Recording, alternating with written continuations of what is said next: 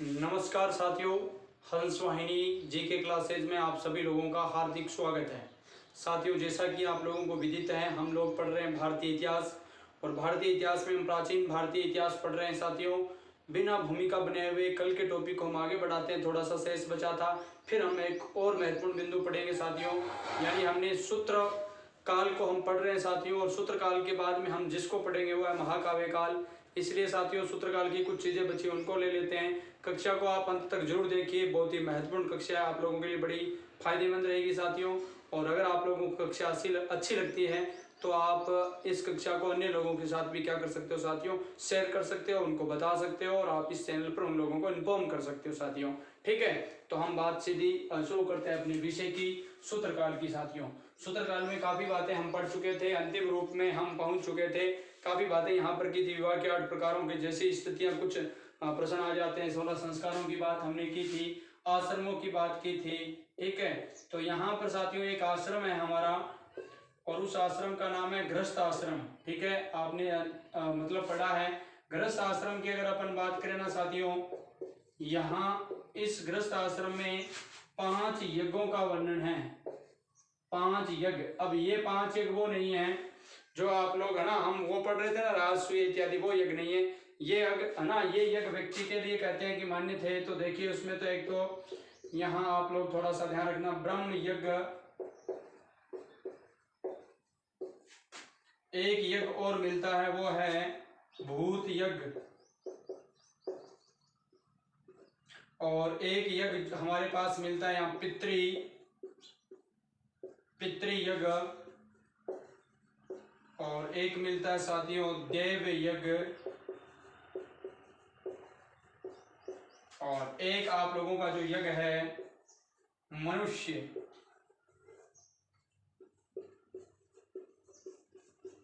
इसमें ज्यादा कुछ रट्टा नहीं मारना, आप लोगों को केवल देखना है, बस याद हो जाएगा। यानी कि गृहस्थ आश्रम में 5 यज्ञों का उल्लेख मिलता है, ब्रह्म यानी यज्ञ, ब्रह्म यज्ञ, भूत यज्ञ, पितृ यज्ञ, देव यज्ञ, देवी यज्ञ और मनुष्य यज्ञ। ठीक है, इन यज्ञों का उल्लेख मिलता है साथियों। तो ये थोड़ा सा बिंदु आप लोग इसको वहां पर ऐड कर लेना। अब इसके बाद देखिए हम बड़ी इंपॉर्टेंट बातें करते हैं, यानी कि किस सूत्र काल में साथियों, इनको ब्रह्म, भूत, पितृ, देव और मनुष्य, ज्यादा समय इसको नहीं दीजिए, क्योंकि हम आगे भी बहुत अच्छी और बेहतर चीजों को क्या करने वाले साथियों, पढ़ने वाले हैं। देखिए, राजनीतिक व्यवस्था की बात करें सूत्रकाल में तो फटाफट 2-3 मिनट की कहानी है इनकी, अपन सारी ले लेते हैं, फिर अपना अगला काल शुरू हो जाएगा। राजनीतिक व्यवस्था, तो एक चीज तो ध्यान रख लेना, राजनीतिक व्यवस्था या राजनीतिक जीवन इनका, तो इसमें महत्वपूर्ण बात है साथियों, यहाँ पूर्णतः राजतंत्रात्मक व्यवस्था स्थापित हो गई थी। पूर्णतः राजतंत्रात्मक, यानी कि पूर्णतः यहाँ पर आपका राजतंत्र स्थापित हो चुका था। पूर्णतः राजतंत्र क्या हो गया था, स्थापित हो चुका था। अब यहाँ पर जो, यानी कि यहाँ पर भी राजतंत्र था, तो इसका मतलब राजा था, और राजा के ऊपर अंकुश कौन लगाता था, ध्यान रखना भाई, राजा ही यहाँ का क्या होता था, प्रमुख होता था, राजतंत्रात्मक था।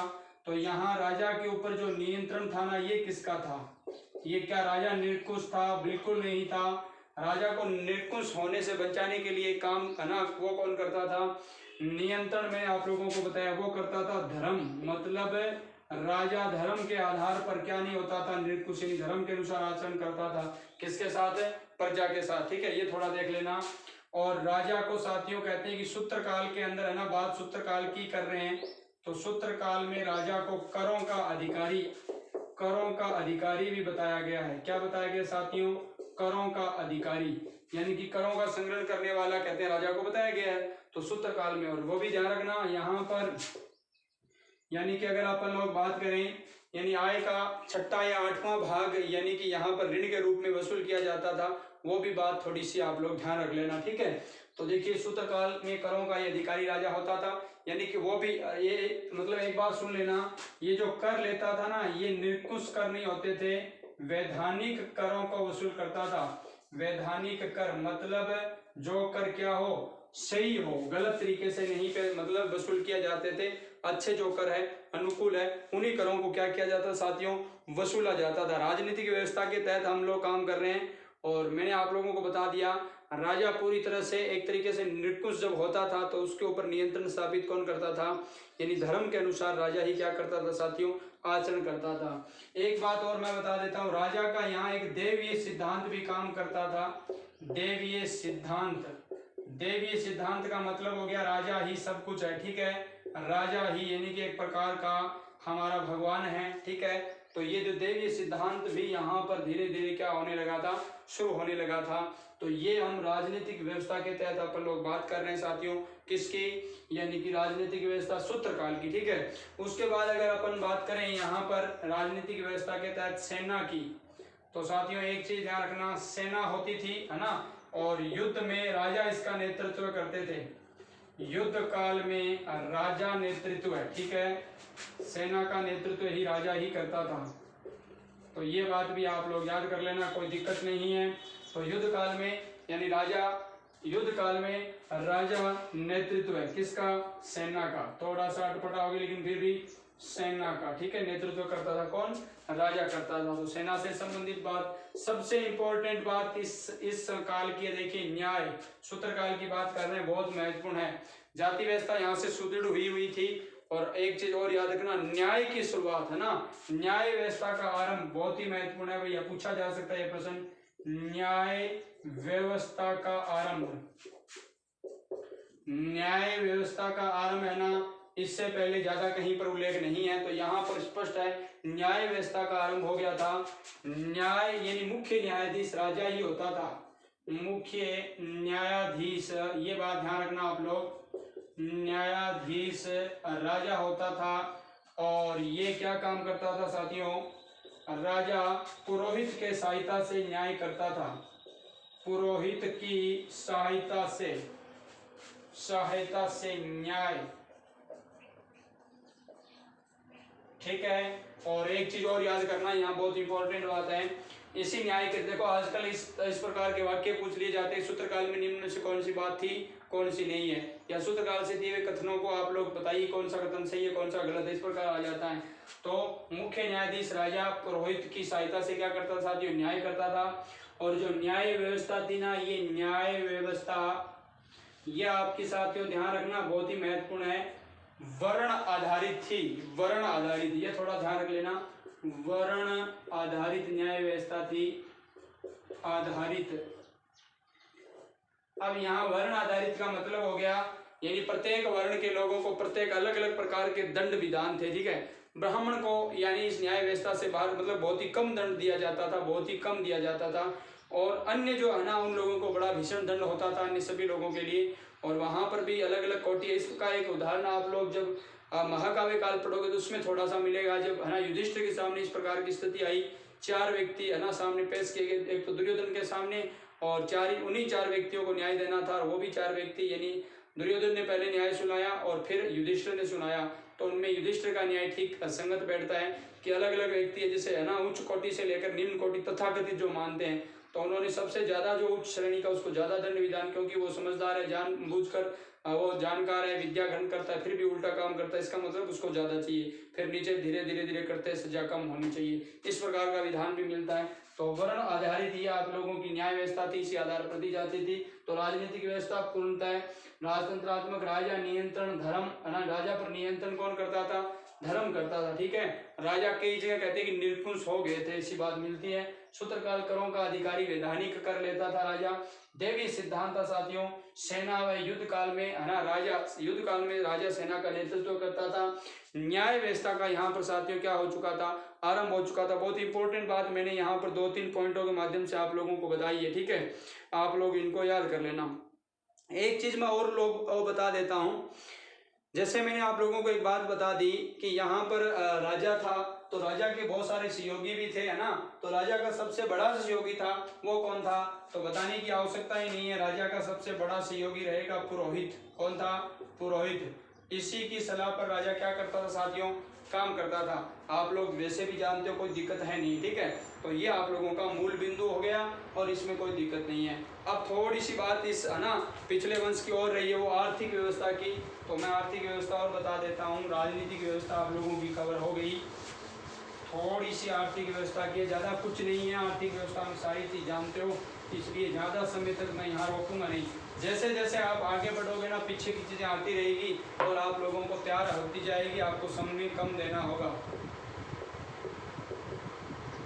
आर्थिक व्यवस्था यानी आर्थिक व्यवस्था की बात करेंगे साथियों, सबसे पहले अर्थ का आधार यहाँ पर जो व्यवसाय था ना, यानी कि प्रमुख व्यवसाय क्या हो गए थे, यानी कृषि तो थी, ये लीजिए कृषि प्लस आपका क्या हो गया साथियों, पशुपालन। ठीक है, ये भी यहाँ पर होता था। व्यापार का उल्लेख भी यहाँ पर मिलता है। ठीक है, कृषि पशुपालन और वाणिज्य। ऐसी बात आप लोगों को महाकाव्य काल में मिलेगी देखने को, वाणिज्य। ठीक है, ऐसी काल आपने उत्तर वैदिक में देखी थी, है ना, तो ये आप लोगों को याद रखना है। आर्थिक व्यवस्था प्रमुख व्यवसाय। अब देखिए आर्थिक व्यवस्था प्रमुख व्यवसाय, कृषि की बात करी तो कृषि बात याद रख लेना साथियों, यानी कि कृषि की अगर अपन लोग बात करें तो यहाँ की प्रमुख फसलें क्या थी, गेहूँ, जौ, चावल, मूंग, उड़द, ये लीजिए यहाँ की प्रमुख क्या थी साथियों, फसलें थी। ठीक है, पीछे वाली की संयुक्त रूप से हो गई। और उसके बाद ध्यान रखना सिंचाई भी होती थी, और सिंचाई में किसका प्रयोग किया जाता था, नहरों का प्रयोग किया जाता था। ठीक है, सिंचाई में किसका प्रयोग किया जाता था, नहरों का। पशुपालन के रूप में सभी पशु थे, जो मैंने आप लोगों को पहले भी बता दिया है, ज़्यादा इसके बारे में विस्तार से लेने की आवश्यकता नहीं। जो प्रचलन में अभी वर्तमान में हमारे जो पशु हैं, इन्हीं पशुओं का वहाँ पर यानी उस समय भी साथियों क्या होता था, है ना, मतलब पालन पोषण किया जाता था। ठीक है, तो ये बात आप लोग थोड़ा ध्यान रखना। और सिंचाई के लिए नहरों का प्रयोग और नलकूपों का प्रयोग भी मिलता है, नलकूपों का प्रयोग भी मिलता है। ठीक है, तो आर्थिक व्यवस्था के तहत इतनी बातें हैं, हम सूत्रकाल के तहत पढ़ सकते हैं साथियों। और अब मैं आप लोगों को अंतिम रूप में लिए चलता हूँ सूत्रकाल की, सिर्फ मात्र 1 मिनट की कक्षा और बची है। सूत्रकाल में ध्यान रखना, व्यापार की बात कर रहे हैं हम, अभी मैंने आगे वाणिज्य लिखा है। पशुओं में सारे पशु आगे कोई दिक्कत नहीं है, कॉमन हमारे जो सामान्य तरह घटना कुछ भी नहीं है। और व्यापार की बात करें ना साथियों, व्यापार की, तो यहाँ पर एक बात याद कर लेना, व्यापार किस पर आधारित था, वस्तु विनिमय पर। ठीक है, वही मामला चल रहा है अभी, वस्तु विनिमय। ठीक है, व्यापार वस्तु विनिमय। विदेशी व्यापार भी होता था साथियों, विदेशी व्यापार। और यहाँ एक बहुत ही इंपॉर्टेंट बात याद रखना, विदेशी व्यापार होता था स्वर्ण, सोने चांदी, चांदी जैसी धातुओं से, यानी कि भारत से यहाँ बहुत सारा माल है वो बाहर जाता था, और वहाँ से क्या आता था, सोना आता था, चांदी आता था विदेशों से। तो इस वजह से एक स्थिति ऐसी आई कि भारत में बहुत ज़्यादा क्या था, सोना था। इसलिए कहा जाता था भारत को सोने की चिड़िया, भारत के उत्पाद बाहर जाते सोना आता था। ठीक है, लेकिन उसके बाद बहुत सारे लुटे रहे और लूटते चले गए। ठीक है, लेकिन भारत को नहीं लूट सके, खुद लूट गए, लूटने आने वाले सारे लूट गए, लेकिन भारत तो उसी प्रकार बना हुआ है, उसी प्रकार हम है, उसी प्रकार भारत स्वतंत्र वापिस विश्व गुरु और आपका सोने की चिड़िया बनने की ओर अग्रसर है साथियों। ठीक है, तो इसमें आपका भी बहुत बड़ा योगदान है। व्यापार वस्तु विनिमय, विदेशी व्यापार स्वर्ण चांदी की धातुओं का यहाँ व्यापार होता था, और विदेशी व्यापार कहते हैं समुद्रों के जरिए भी होता था, ये भी थोड़ा ध्यान रखना। तो ओके, ये हो गया आपका सूत्रकाल। आप लोगों को अगर अच्छा लगता है तो आप लोग यानी कमेंट बॉक्स में अपनी प्रतिक्रिया, अपने मन की भावनाएं पहुंचा सकते हो। और तो यहाँ ऑफलाइन ये जो सिस्टम होता है ऑनलाइन में, यानी कि लाइव नहीं चल रहा होता है, तो इसमें आप लोग मुझे यही अपनी भावनाएं पहुंचा सकते हो कमेंट के माध्यम से, चुपचाप मत जाया करो। ठीक है, सूत्रकाल की कहानी पूरी होगी साथियों। अब एक काल और शुरू हो गया है और बहुत ही इम्पोर्टेंट है ना, याद रखना, बहुत ही सरल है, महाकाव्य काल। महाकाव्य काल ज़्यादा मैं आप लोगों को यहाँ रोकना बिल्कुल नहीं चाहूँगा। महाकाव्य काल जैसे ही आप लोगों ने लिखा तो आपके दिमाग में ये बात आ गई कि ये महाकाव्य क्या है, तो महाकाव्य से पता चल जाएगा। अगर इस काल की आपको कोई परिभाषा पूछ ले, कोई परिभाषा नहीं होती, समझने के लिए इतना याद रखना, रामायण एवं महाभारत, रामायण एवं महाभारत के काल को महाकाव्य काल कहते हैं।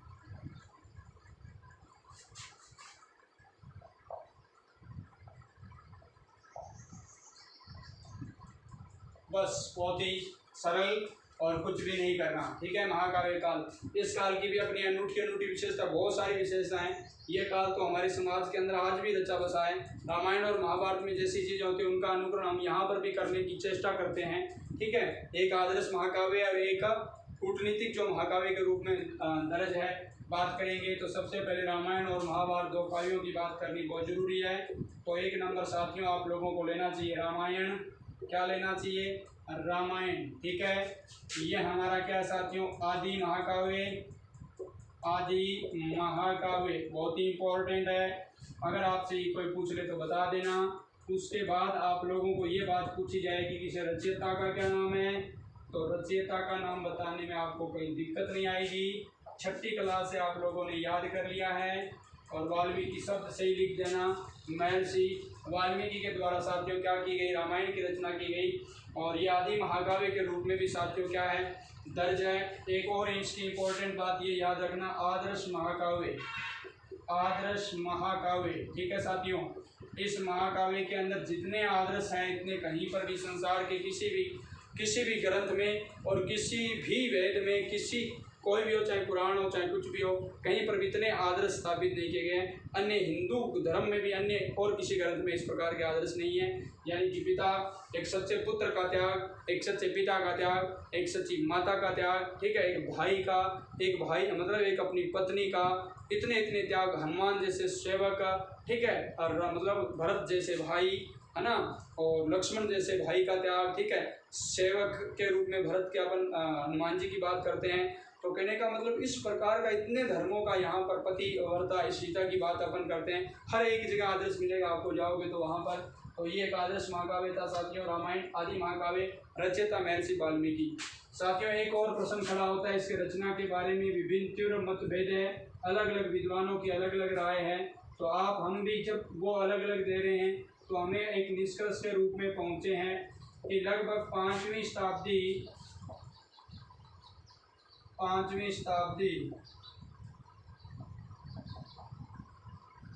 ईस्वी पूर्व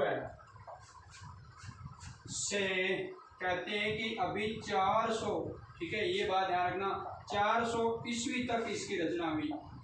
ईस्वी तक रचना, ऐसा उल्लेख मिलता है कई जगह, ठीक है। यानी गुप्त काल तक की इसमें क्या होता है, इसकी रचना होती है, ऐसा उल्लेख मिलता है कि ये धीरे धीरे परिवर्तित रहता है, ठीक है। तो ये बात थोड़ा सा आप लोग देख लेना, मूल बात मैंने आपको बता दी है। हालांकि इन ग्रंथों के अंदर क्या उल्लेख मिलता है कि महर्षि वाल्मीकि के द्वारा रामायण की रचना रामायण होने से पहले हो गई थी। यानी रामायण की घटना एक साथ हो रही थी, उससे पहले एक एक अध्याय है वो कौन लिख देते थे साथियों? यानी कि वाल्मीकि जी लिख देते थे। और लिख करके यानी जब तक, यानी जितने समय तक की घटना हुई है उतने समय की घटना का वर्णन कौन कर देते थे? वो अपने शिष्य लव और कुश को सुना देते थे, आपको याद होगा, है ना। और लव और कुश बाद में वो जाकर के अयोध्या में सुनाते, आपको याद होगा। तो कहने का मतलब आगे की घटना लव कुश को नहीं बताते थे, लेकिन वाल्मीकि ने कहते हैं पहले ही लिख दी थी, ठीक है, ये ध्यान रखना। तो आदर्श महाकाव्य रचना 5वीं शताब्दी ईस्वी पूर्व से 4वीं शताब्दी 400 ईस्वी पूर्व तक के यहाँ पर क्या किया जाता है, माना जाता है, ठीक है। तो ये बात भी ध्यान रखना। अब देखिए और इम्पोर्टेंट बात क्या हो सकती है, एक चीज ध्यान रखना साथियों, ये आदर्श महाकाव्य था, इसको 7 कांडों में विभाजित किया गया है।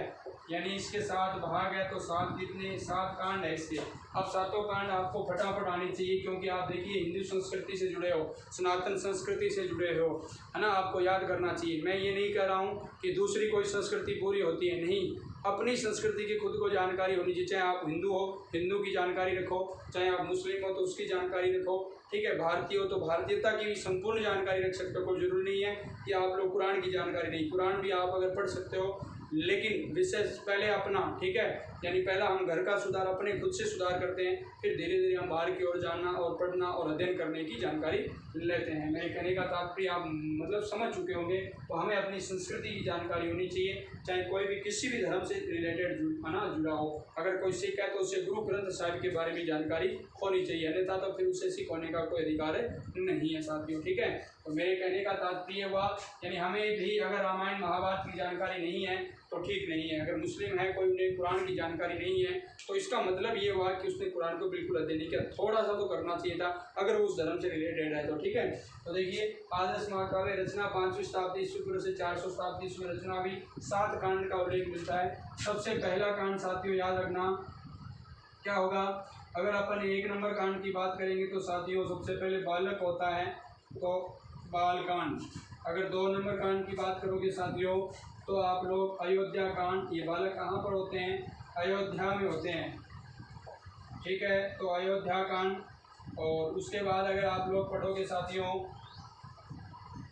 अयोध्या के बाद, यानी अयोध्या कांड के बाद एक कांड शुरू हो जाता है, यानी यहाँ से अगर अपन बात करेंगे राम के राज्याभिषेक के तुरंत पहले वनवास हो जाता है। तो आप लोगों का है ना अगला कांड जो शुरू होता है वो क्या हो जाता है, अरण्य कांड। अरण्य कांड।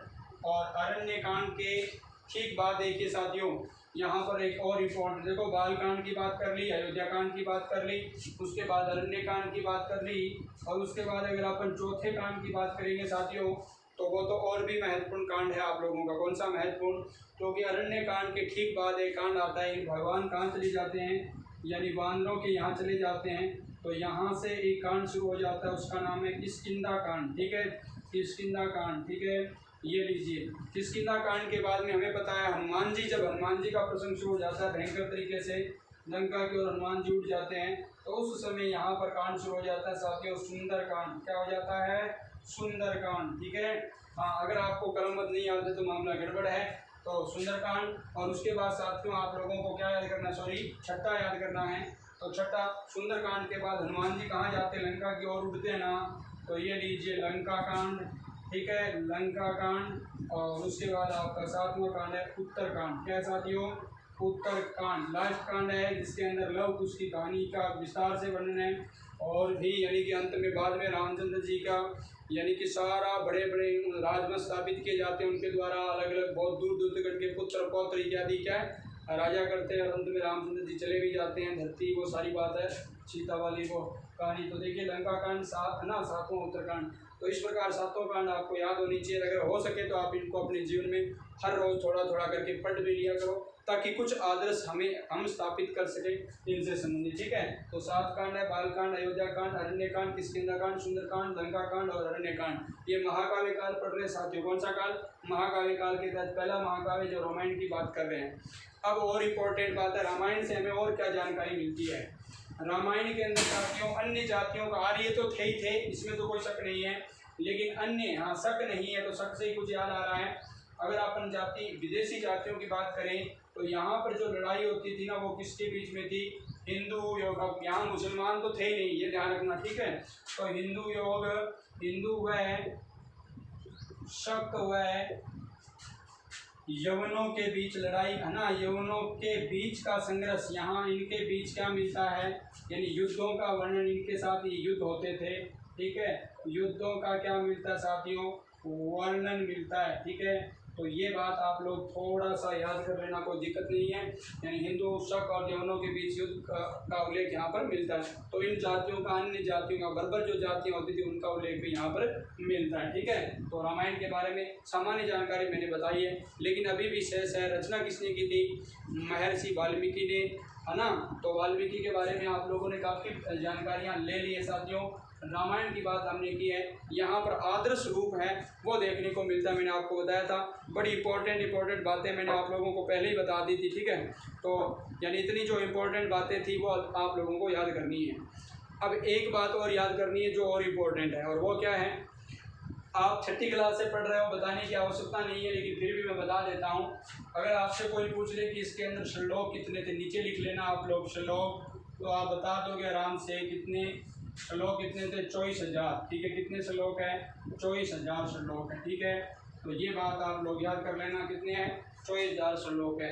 अब लेते हैं साथियों अपन आगे की कहानी को, यानी अगला मतलब दूसरा अपना महाकाव्य जो बहुत ही जरूरी है उसको हम पढ़ लेते हैं। रामायण के बारे में हमने चर्चा की है साथियों, एक एक बिंदु की, ठीक है। दूसरा ले लेते हैं,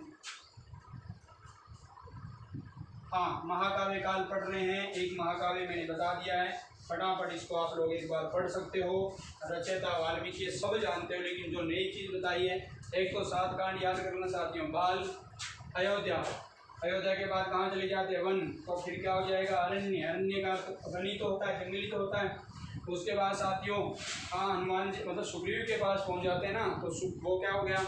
किष्किंधा। सुग्रीव किष्किंधा में रहते थे, किष्किंधा से फिर हनुमान जी सुंदरकांड, और उसके बाद आप लोगों को पता है लंका कांड, और लास्ट में उत्तरकांड। पुष्पक विमान में बैठ करके सीता की अग्नि परीक्षा होने के बाद जो कांड शुरू हो जाता है आपका, वो क्या है?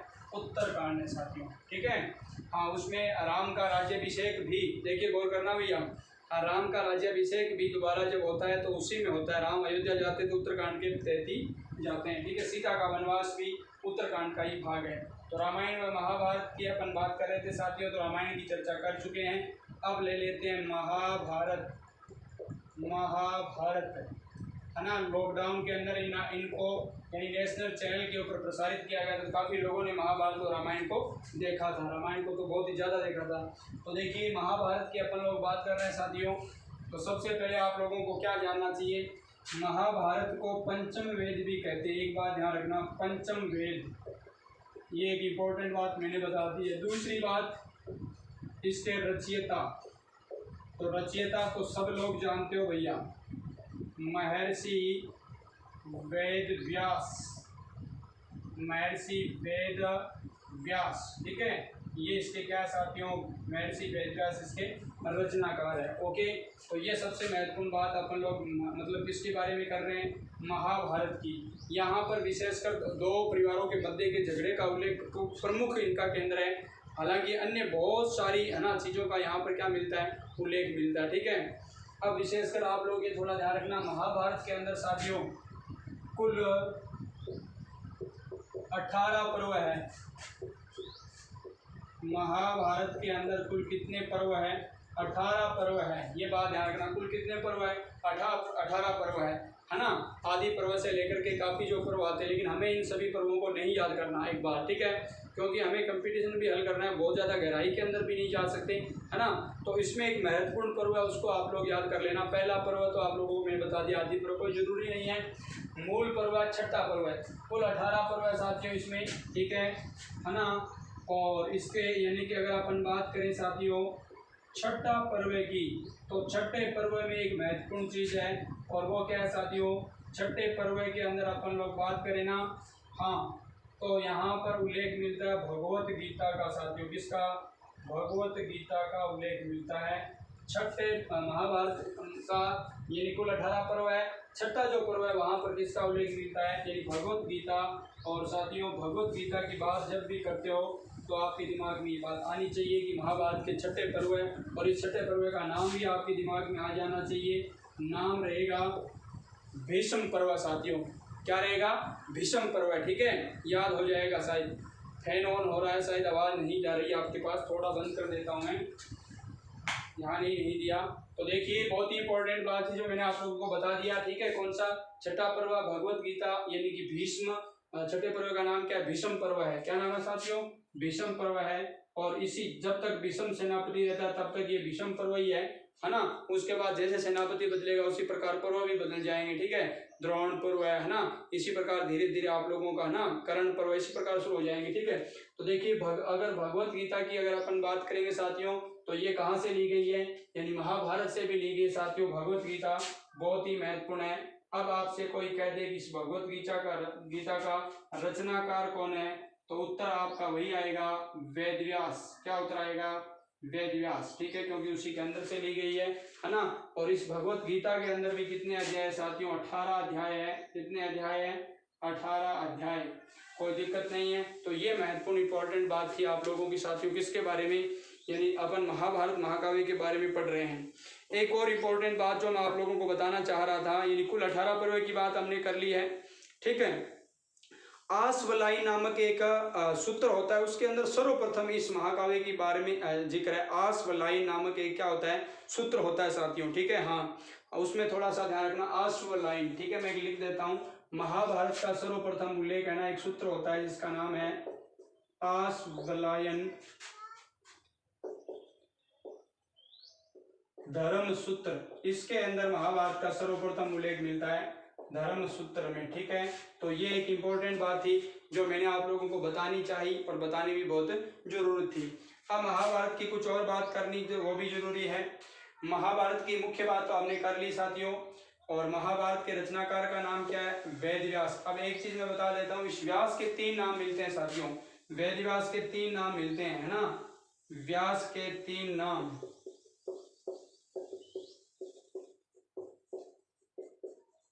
व्यास बहुत ही महत्वपूर्ण पात्र है साथियों में, है ना, इसी ने महाभारत की रचना की, और इनके तहत, है ना, बहुत सारे, है ना, मतलब इनके तहत पात्र बहुत सारे थे, आप लोगों को पता होगा। यानी कि नियोग प्रथा, यानी कि इन्होंने नियोग प्रथा के तहत संतान भी उत्पन्न की थी। उसी के बाद महाभारत की कहानी कथा आगे चली थी, है ना। एक तरीके से अगर अपन बात करें पांडु, और उसके बाद अगर अपन बात करें साथियों विदुर, और उसके बाद एक और बात करें धृतराष्ट्र, तो ये नियोग प्रथा के तहत नियोग करने वाला व्यक्ति व्यास था, ठीक है। इनके ये पुत्र हुए थे व्यास के, ठीक है। तो ये बात ध्यान रखना बहुत इंपॉर्टेंट है, अगर आप लोगों के ध्यान में नहीं है तो मैं आप लोगों को बता रहा हूँ, नियोग प्रथा के थे, ठीक है। तो व्यास के 3 नामों का उल्लेख मिलता है साथियों, है ना। एक तो इनका नाम मिलता है साथियों क्या, यानी कि द्व्यापन, कृष्ण द्व्यापन,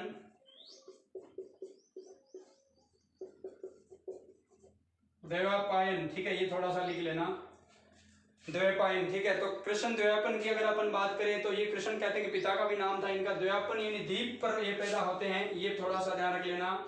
और उसके बाद अगर बादरायण शब्द का उल्लेख भी मिलता है इनके लिए भी, ठीक है, बादरायण। और हमने एक पढ़ा था क्या, उत्तर मीमांसा पढ़ा था बादरायण के संदर्भ में, ठीक है, उत्तर मीमांसा बादरायण, ठीक है ना। तो बादरायण भी कहते हैं कि इन्हीं का नाम था, और ये इसलिए पढ़ा कि बद्रीनाथ पर रहते थे, है ना।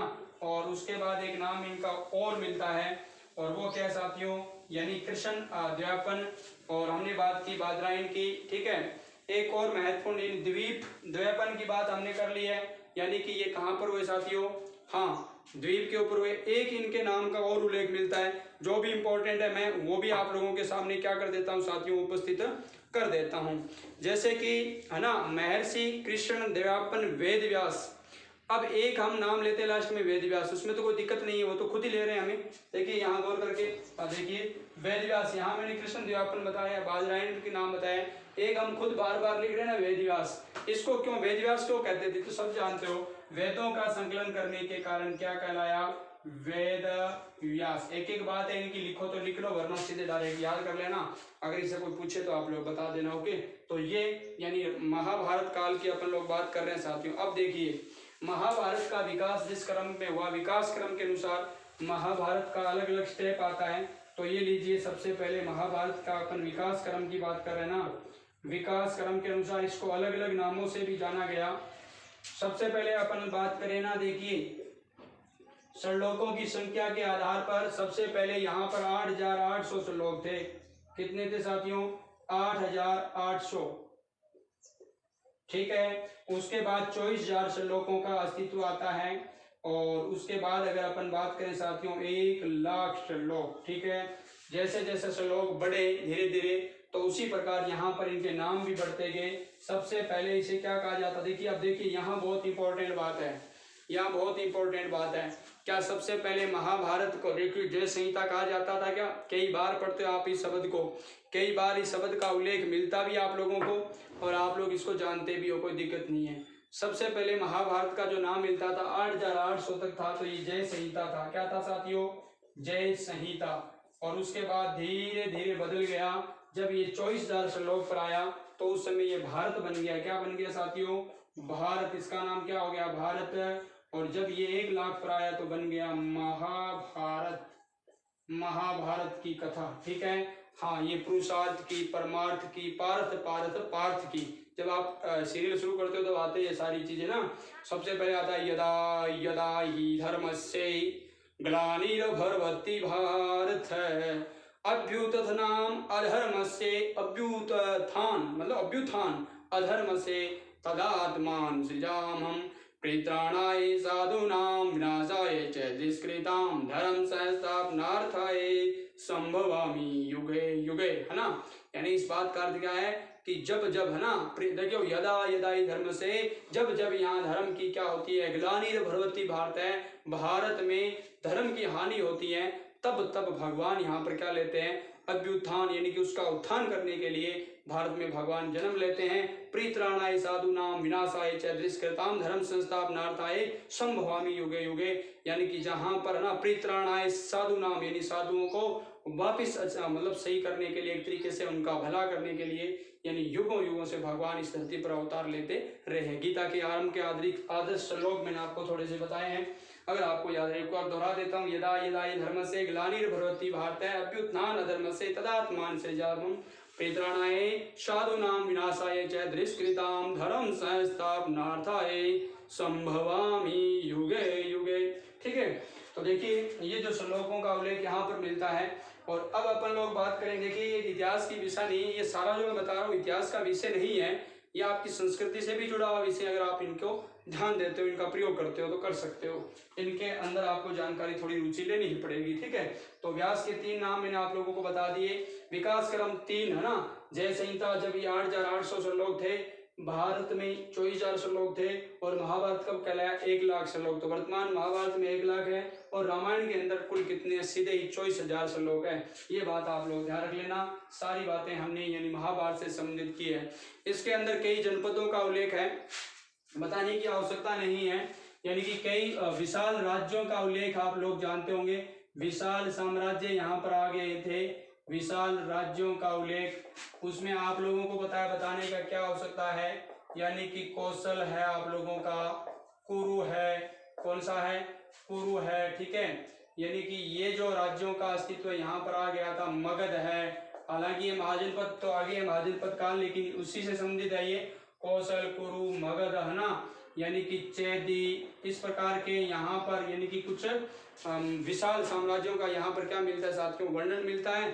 महाभारत काल में आप सब लोग जानते हो, सिंधु नरेश जयद्रथ, सिंधु का उल्लेख जानते हो, सिंधु नरेश जयद्रथ, चैदी नरेश शिशुपाल, मगध नरेश जरासंध, ठीक है, मथुरा नरेश सूरसेन है ना, इत्यादि हम चर्चा करते हैं। उधर समकालीन कृष्ण भगवान भी आते हैं। यदु, वहां पर गणतंत्र बताते हैं कि वो गणतंत्र के तहत यदु आता था, यदु।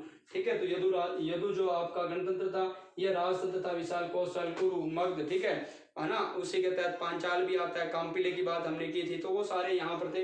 धीरे धीरे ये क्या हो गए थे, यहाँ से है ना, यहाँ तो विशाल साम्राज्य थे, और फिर धीरे धीरे अगले है ना, जन से फिर आगे जाकर क्या बन जाते हैं, महाजनपद। ठीक है, ठीक है, तो ये थोड़ा ध्यान रखना। रामायण एवं महाभारत की बात हमने की है। कुछ विशाल साम्राज्यों का यहाँ पर क्या हो गया था, प्रादुर्भाव हो गया था। किस काल की बात कर रहे हैं साथियों, महाकाव्य काल की। ठीक है, एक इंपॉर्टेंट बात और याद कर लेना, हाँ, अगर यहाँ पर भी बात करें तो 2-3 जातियां हैं। एक तो शक, हूण, ठीक है, ये थोड़ा सा ध्यान रख लेना।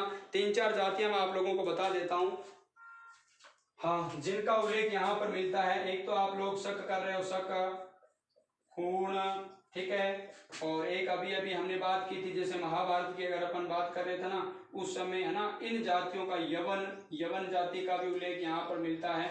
ठीक है, तो इन जातियों का उल्लेख यहाँ पर साथियों क्या करता है, मतलब मिलता है कि इसमें अन्य बर्बर जो जातियां थी उनका भी उल्लेख मिलता है। कुछ कुछ कहते हैं कि विदेशी जातियां थी। ठीक है, हाँ, फिर पारसिक है, किरात है, इत्यादि जातियों का यहाँ पर उल्लेख मिलता है। महाभारत में उल्लेख मिलता है ये शक, हूण, यवन, पारसिक और किरात, इन जातियों का उल्लेख भी यहाँ जानकारी मिलती है। तो ये महाभारत की बात थी।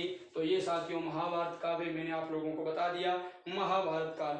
अब इससे संबंधित कुछ बिंदु है जो मैंने आप लोगों के लिए नोट किए हैं, ताकि आप लोगों को मैं फटाफट भी करवा सकूं और आपके कोई दिक्कत भी नहीं हो। ठीक है, हाँ, तो कुछ बिंदु है जो आप जानते हो, लेकिन फिर भी मैं लिखा रहा हूँ।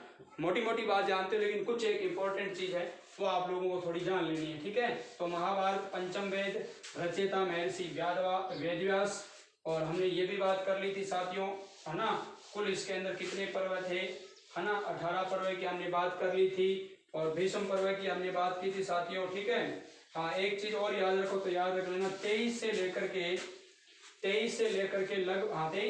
40 अध्याय है ना, जो यानी कि इसकी अगर अपन बात करें भीष्म पर्व के 23 से लेकर के 40 अध्याय है, उसके अंदर गीता का उल्लेख है। ये बात आप लोग साथ साथ में याद कर लेना। ठीक है, कोई दिक्कत नहीं रहेगी। भीष्म पर्व में, ठीक है, भीष्म पर्व में गीता की बात कर रहे थे, 23 से लेकर 40 अध्याय वो आपके क्या साथियों, गीता के हैं। अब देखो राजनीतिक व्यवस्था में क्या था साथियों, यह थोड़ा सा ध्यान रख लेना। राजनीतिक व्यवस्था की वो बात राजनीति की थी, तो कुछ बिंदु यहाँ पर भी फटाफट लिख लेना।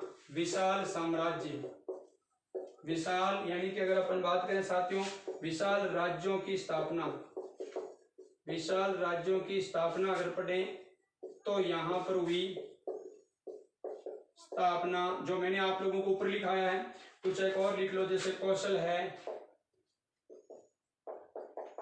कौशल, कुरु, ठीक है, विदेह,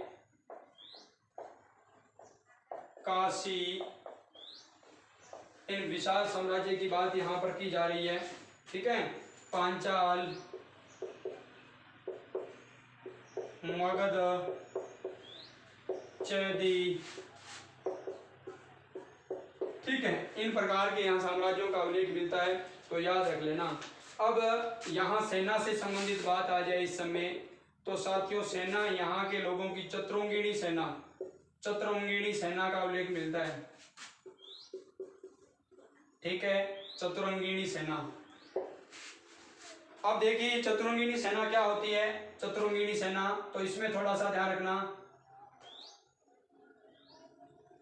इसमें 4 अंग होते थे सेना के, कितने अंग, 4 अंग, इसलिए इसका नाम हो गया, 4 अंग होते थे इसलिए इसका नाम चतुरंगिणी हो गया। तो आपसे कोई पूछे तो बता देना, ठीक है। 4 अंग, 4 अंग कौन कौन से होते थे बताने की आवश्यकता ही नहीं, आप लोगों को याद है, ठीक है।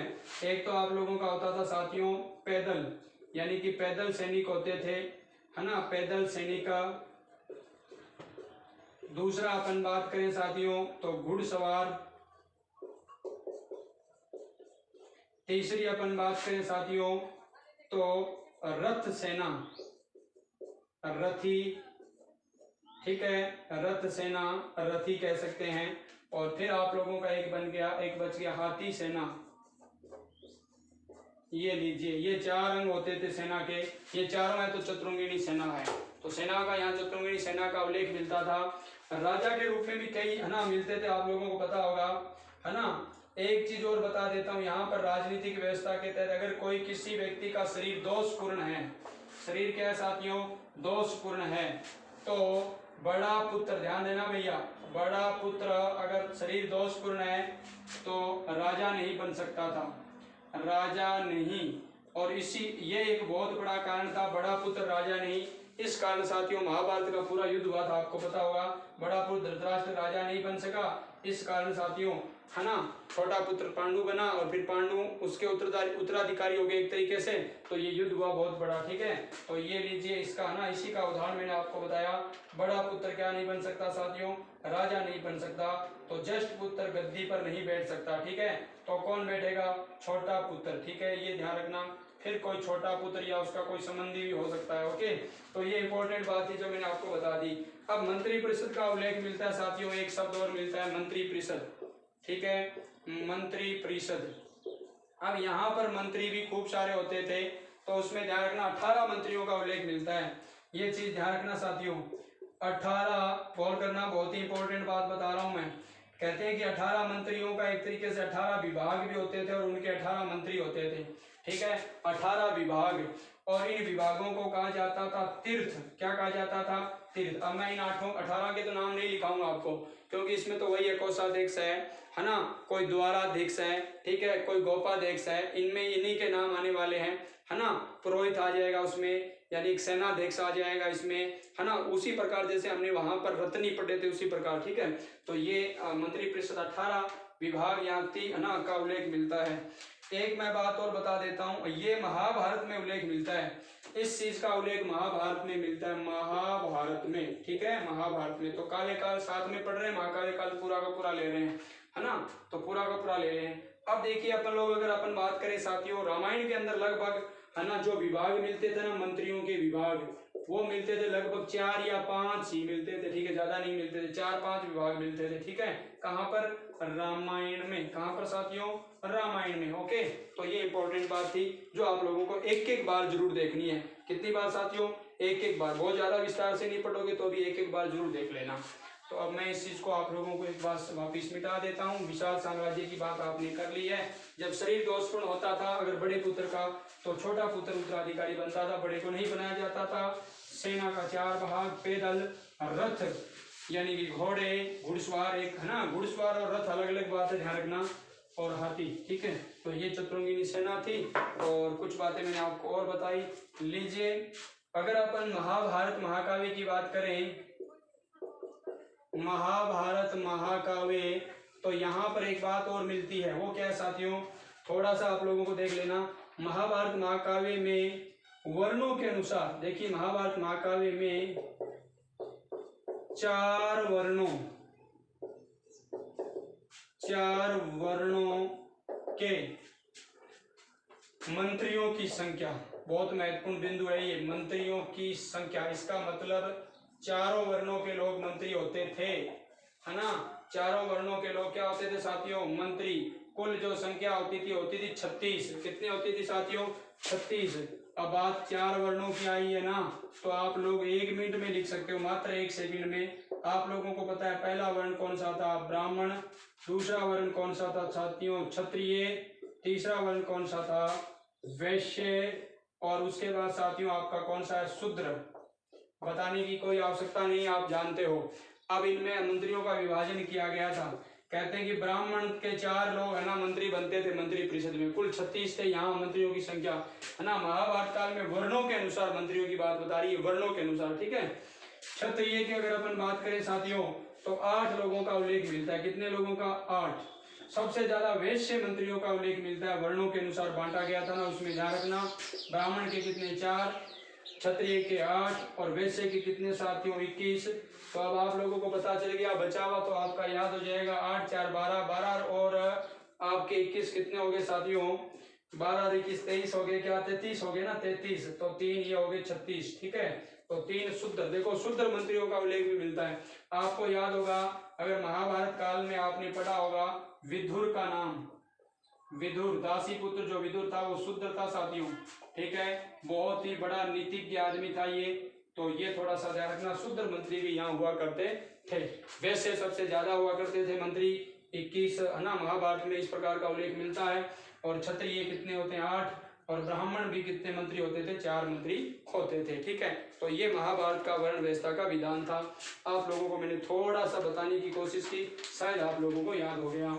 मैं थोड़ा इनको तेज इसलिए ले रहा हूँ क्योंकि बातें बहुत सरल हैं और इस कक्षा में आप लोगों को ये पूरी भी करवानी है। थोड़ा समय भी मेरा, मतलब एक तरीके से सिलेबस को भी तो आगे बढ़ाना जरूरी है ना। हाँ, अब 2-4 बिंदु और बता देता हूँ साथियों। अगर अपन बात करें समाज की तो वर्ण व्यवस्था है यहाँ। वर्ण व्यवस्था क्या हो गई, कठोर। वही बात दोहराई जा रही है कुछ चीजें, ठीक है। और वर्ण व्यवस्था कठोर थी। यहाँ कौन श्रेष्ठ था, ब्राह्मण श्रेष्ठ था, बस पहले भी वही था। उत्तर वैदिक काल में व्यवसाय यहाँ पर साथियों वही तीनों किए जाते थे, व्यवसाय, ठीक है। तीनों वही किए जाते थे, कौन से, कृषि, पशु पालन और आपका क्या साथियों, वाणिज्य। इसका उल्लेख यहाँ पर मिलता है, ठीक है। बहुत ही महत्वपूर्ण है। एक बिंदु और याद कर सकते हो आप लोग, यहाँ पर हमने बात कर ली, ठीक है ना, पशुपालन की। शुद्र ब्राह्मण की स्थिति श्रेष्ठ थी ना, तो एक चीज और याद रखना, शूद्र की स्थिति निम्न थी, बहुत ही ज्यादा, ठीक है। शूद्र की स्थिति, शूद्र की मैंने सीधा लिख दिया निम्न, यानी कि पूरी थी, लेकिन फिर भी मंत्रिमंडल में स्थान पा रहे हैं ये, ठीक है। इसका मतलब आरक्षण उस समय भी था थोड़ा थोड़ा, समझिए क्या आप लोग, हाँ, निम्न। अब उसके बाद अपन लोग आगे बढ़ते हैं साथियों, किस स्थिति में, पशुपालन की बात कर ली, शूद्र निम्न, है ना। हाँ, और शूद्र की बात आती है तो आपको एक व्यक्ति याद आ गया, निषाद नामक व्यक्ति याद आया होगा, एकलव्य। महाभारत में एकलव्य का उल्लेख मिलता है, अगर आपने पढ़ा होगा तो, एकलव्य, ठीक है, इसका उल्लेख मिलता है। द्रोणाचार्य ने इसको शिक्षा नहीं दी थी कि राजगुरु, ये तो राजगुरु की शिक्षा यहाँ ले सकते हैं, राजपूत ही, ठीक है, राजवंश के लोग ही ले सकते हैं। और फिर ये क्या है, वहां जाता है, मिट्टी की प्रतिमा से ले लेता है, फिर द्रोणाचार्य देखता है कि धनुर्धर अनाथ चुरा की शिक्षा ले ली है, तो फिर ये दायां अंगूठा मांग लेता है, ठीक है। आपको याद होगा ये सारी कहानी एकलव्य की, बचपन में निषाद था ये एकलव्य, तो ये शूद्र था, ठीक है। तो एक तरीके से शिक्षा का अधिकार इनको, इनके साथ तो बिल्कुल भी नहीं था। उसके बाद कर्ण के ने भी, आपने कर्ण के बारे में बात जानकारी ली होगी। अब उसके बाद अपन है ना अंतिम पड़ाव पर अपन इस बिंदु के पहुंच गए हैं, जो कि बहुत ही महत्वपूर्ण है साथियों, ठीक है। हाँ, बिल्कुल अंतिम पड़ाव पर 1 या 2 मिनट की कक्षा हमारी शेष रहेगी। तो मैंने आप लोगों को शूद्र की स्थिति बता दी है। रामायण में एक शंबुक नामक राजा का उल्लेख मिलता है। ये तो महाभारत का उल्लेख है साथियों। किसकी बात कर रहा हूँ? महाभारत की। रामायण में एक शंबुक नामक शूद्र का उल्लेख है। और ये क्या करता है साथियों, पता है क्या? ये उल्टा सुल्टा काम करता है। तो कहते हैं कि राम के द्वारा इसका वध किया गया था। राम इसका क्या कर देता है? वध कर देता है। राम इसका क्या कर देता है साथियों? वध कर देता है। तो एक सीधा फैक्ट बता रहा हूँ, इनको आप सीधी सीधी बात याद कर लेना। अब स्त्रियों की स्थिति देखिए, स्त्रियों की स्थिति तो बुरी थी, इसमें बताने की आवश्यकता नहीं है। नारी की स्थिति निम्न, ठीक है, ये लीजिए निम्न मैंने बता दिया। तो अब यहाँ पर स्थिति क्या थी? एक तो यहाँ ध्यान रखना आप लोग, बहुविवाह का मतलब बहुपत्नी विवाह। ये तो राज दरबारों में प्रचलित था, यानी कि उच्च वर्गों में ये प्रचलित था बहुविवाह, ठीक है। लेकिन यहाँ पर एक और भी ताज्जुब करने वाली बात आती है, बहुपत्नी विवाह, बहुपतित्व विवाह। अभी तक आपने पत्नी वाली बात तो पढ़ी है, तो यहाँ बहुपतित्व विवाह भी है। ये बात ध्यान रखना, बहुपतित्व विवाह, ठीक है। उल्लेख आप जानते हो द्रौपदी, ठीक है, द्रौपदी का उल्लेख जानते होंगे साथियों, आपको याद आ गया होगा, ठीक है। तो बहुपति यानी कि एक स्त्री के अनेक पति भी हो सकते थे, इस प्रकार का उल्लेख भी मिला है। और बहुपत्नी विवाह तो थे ही थे। एक राजा की कितनी पत्नियां हो सकती थी? अर्जुन के कई पत्नियां थी, जिसमें आप जानते हो सुभद्रा, और है ना, मुख्य रूप से आप लोग जानते हो सुभद्रा हो गई, एक द्रौपदी हो गई, तो प्रमुख थी, और भी थी, ठीक है। तो ये बात ध्यान रख लेना, बहुपत्नी यानी कि द्रौपदी, ओके। उसी प्रकार आप लोग अगर पांडु की बात करोगे तो माद्री और कुंती दो, तो वहां पर भी उल्लेख मिलता है। और एक से ज्यादा होता तो हिंदी में सीधा बहुवचन ही होता है, ठीक है। तो ये वाली बात आप लोगों को पता चल गई, तो स्पष्ट है, बाकी और भी है। सिंचाई यहाँ नहरों से होती थी साथियों, सिंचाई किससे होती थी? नहरों से, ठीक है। कृषि में हल का प्रयोग किया जाता था, किसका? हल का। राम के हल चलाने का उल्लेख भी है, और है ना, हाँ, युधिष्ठिर के हल चलाने का उल्लेख भी मिलता है। दोनों अलग अलग पात्र है, फिर भी मैंने आप लोगों को इसके हिसाब से बता दिया, ठीक है। हाँ, राम व युधिष्ठिर के हल चलाने का क्या मिलता है साथियों? उल्लेख मिलता है, ठीक है। तो ये बात भी हो गई।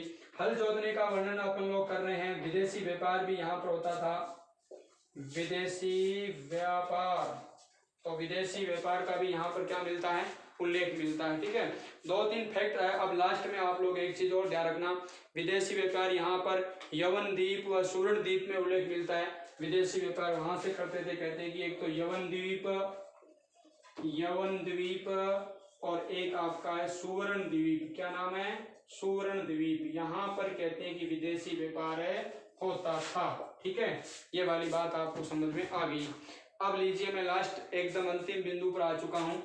यहाँ पर साथियों, अगर अपन महाकाव्य काल की, ये सारी बात मैं एक एक पॉइंट से बता रहा हूँ, महाकाव्य काल की है, इनको आपको एक एक बार पढ़ना है सिर्फ, ठीक है। यहाँ पर अवतारवाद की बात भी जोर पकड़ गई थी। अवतारवाद यानी अवतारवाद आ गया था। राम और कृष्ण को क्या माना जाता था? अवतार। राम व कृष्ण को क्या माना जाता था?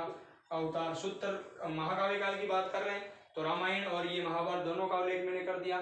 तो राम व कृष्ण को क्या माना जाता था? अवतार। यहाँ पर देवता फिर कौन? ब्रह्मा, विष्णु, महेश, है ना, पार्वती, सरस्वती, है ना, लक्ष्मी, इन देवताओं की पूजा होने लगी थी, ठीक है। तो ये कुछ इंपॉर्टेंट बातें साथियों मैंने आप लोगों को बता दी है। आप लोग लिख सकते हो, ब्रह्मा, विष्णु, महेश, पार्वती इत्यादि शब्दों को आप आराम से लिख सकते हो। तो मुझे लगता है ये बेहतर चीजें, एक मिनट में रिवाइज भी कर देता हूँ। सूत्रकाल की बात, शूद्रों की निम्न स्थिति थी, एकलव्य निषाद, आपको पता है शिक्षा नहीं मिली थी महाभारत में। रामायण में शंबुक नामक राम ने इसका क्या वध किया था? अनिति करता था ये। नारी निम्न स्थिति थी, बहुपत्नी विवाह। एक बात ध्यान रखना, सती प्रथा का उल्लेख नहीं, सती प्रथा नहीं थी, लेकिन एक अपवाद मिलता है यहाँ पर। सती प्रथा में एक अपवाद मिलता है, और वो क्या है साथियों? अपवाद के रूप में माद्री। क्या मिलता है? माद्री। पांडव के साथ माद्री सती हो गई थी, ये बात भी अगर आप कहीं पर लिखो तो लिख लेना। माद्री थी, आप लोगों को पता है, पांडव की पत्नी थी, और वो क्या हो गई थी साथियों? पांडव के साथ सती हुई थी। इस प्रकार का एक तरीके से अपवाद, हालांकि सती प्रथा का उल्लेख यहाँ पर नहीं मिलता। ओके, हाँ, कोई स्पष्ट नहीं था, लेकिन ये कहीं पर भी थोड़ा सा, नहीं महाभारत में नहीं रामायण में इस प्रकार की स्थितियों को लेकर, क्योंकि आपको पता है जब सती हो जाती तो विधवाओं का क्या उल्लेख है? महाभारत में आप देख रहे होगे, सारे युद्ध में वो वीर सपूत मारे जा रहे हैं, और पीछे से स्त्रियां सारी रहती हैं, आपको पता होगा। सती कोई भी नहीं होती है ना, जैसे उत्तरा है इत्यादि बहुत सारे लोग हैं, ठीक है, वो सती नहीं होती थी। तो कहने का तात्पर्य सती प्रथा नहीं थी, और बाल विवाह भी कहते हैं कि नहीं होता था, बाल विवाह भी नहीं होता था। सेम स्थिति अगर अपन माने तो उत्तर वैदिक काल की ही स्थिति हमारे यहाँ देख सकते हैं। और सूत्र काल में भी ये थी, लेकिन कुछ स्थितियां मैंने आपको बदलाव के रूप में डायरेक्ट महाभारत और रामायण में देखी। आदर्श महाकाव्य के रूप में रामायण था और उसमें सारे आदर्श के आपका एक प्रकार से असीम सीमा है साथियों। तो यहाँ तक की कक्षा आप लोगों ने ली, 2 काल पूरे हो गए साथियों। तब हमारा अगला काल रहेगा महाजनपद काल। कौन सा काल? महाजनपद काल। इंडियन हिस्ट्री के लिए बहुत ही महत्वपूर्ण, गजब और सुंदर टॉपिक आने वाला है। तब तक के लिए साथियों आप मुझे इजाजत दीजिए। कक्षा कैसी लगी इसके बारे में आप लोग अपनी प्रतिक्रिया दे दीजिए। अक्सर इस महाकाव्य काल और सूत्र काल को लोग छुपा लेते हैं, लेकिन मैंने आप लोगों के सामने प्रकट किया है, आप इनका जरूर फायदा उठाओगे। साथियों मुझे आप लोग इजाजत दीजिए, मैं आज इतनी ही कक्षा आप लोगों की ले पाऊंगा। जय हिंद साथियों, जय भारत, वंदे मातरम। अगली कक्षा के लिए तब तक आप इंतजार कीजिए। अगर आपको कक्षा अच्छी लगी तो आप लोग क्या कीजिए, इसको सब्सक्राइब करें, शेयर करें, लाइक करें इत्यादि चीज़ों से क्या हम थोड़ा सा और फैलाव कर सकते हैं। जय हिंद की सेना।